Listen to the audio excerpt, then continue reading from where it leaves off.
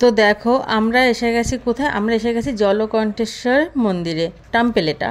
তো সেখানে এসেছি, আসার পরে মন্দিরটা আমি তোমাদেরকে পুরো ঘুরিয়ে দেখাচ্ছি। তো আমরা হচ্ছে ভেলুর সিএমসির থেকে এসেছি, আর সিএমসির থেকে অটোয় করে বসলে ওখান থেকে 50 থেকে 60 টাকা করে নেয় এই টেম্পলটা আসতে। তো টেম্পলটা দেখো কি সুন্দর, কি সুন্দর, এত সুন্দর হাতের কাজ। আমাদের ওদিকে মানে কলকাতার দিকে এরকম ধরনের মন্দির দেখা যায় না। খুব সুন্দর কাজ করা, পুরো পাথরের হাতের কাজ করা।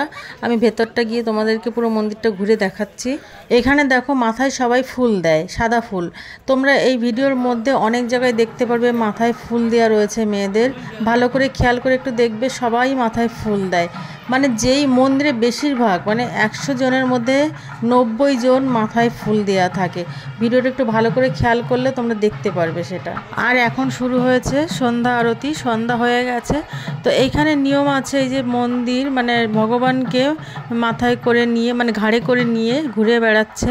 এবার ঘুরিয়ে পুরো মন্দিরটা ঘোরালো, ঘোরানোর পরে ভেতরে গেল। আর এখানে দেখো আরতি শুরু হওয়ার আগে এদের কিছু বাজনা আছে, যেমন আমাদের মহোৎসবের সময় ঢাক ঢোল বাজায় না, সেরকম এদের মধ্যে কিছু বাজনা আছে। এরা এখন বাজনাটা বাজাচ্ছে, একটু খেয়াল করে দেখো, এত সুন্দর বাজনাটা বাজায় এরা, কি বলবো, অসাধারণ।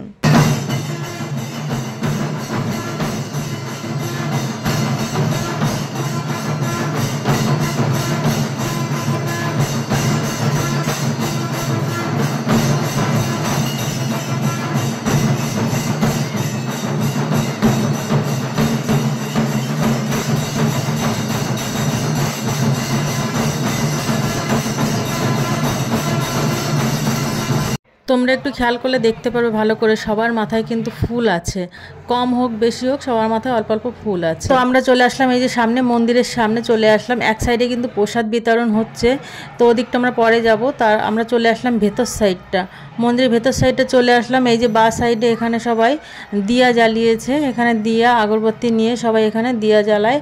আর আশেপাশ দিয়ে ছোট ছোট মন্দির আছে, সেখানে অনেক রকম ভগবান আছে।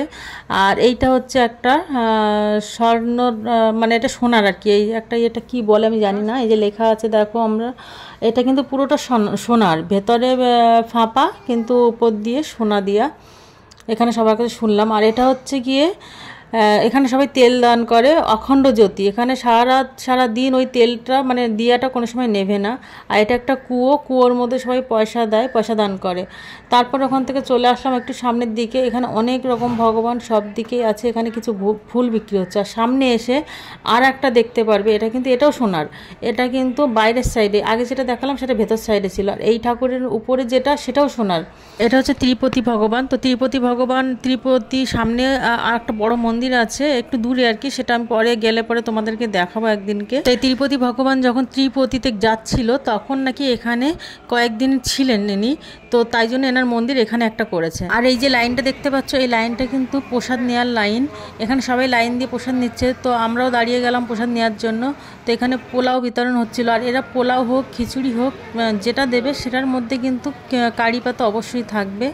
যাই রান্না করুক তার মধ্যে কারি পাতা দিয়ে রান্না করে, কেন জানি না। তো আমরা প্রসাদ নিয়ে চলে আসলাম দ্বিতীয় গেটের বাইরে। এখানে একটা রুম আছে, মানে এই জায়গাটা পাথরের কাজ করা, পুরোটা আমি দেখাচ্ছি। এখানে প্রসাদ দিয়েছে, তো আমরা প্রসাদগুলোকে খেয়ে নিলাম, 3 জনের 3টে প্রসাদ নিয়ে। তো এখানে দেখো, এখানে কিন্তু হোম হতো, মানে যজ্ঞ করতো, বড় একটা জায়গা আছে যজ্ঞ করার মতো।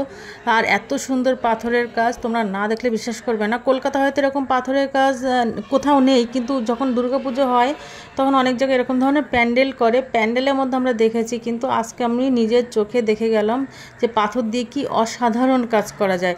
তো এটা হচ্ছে ভেলুর সিএমসি থেকে একটু সামনে জাস্ট।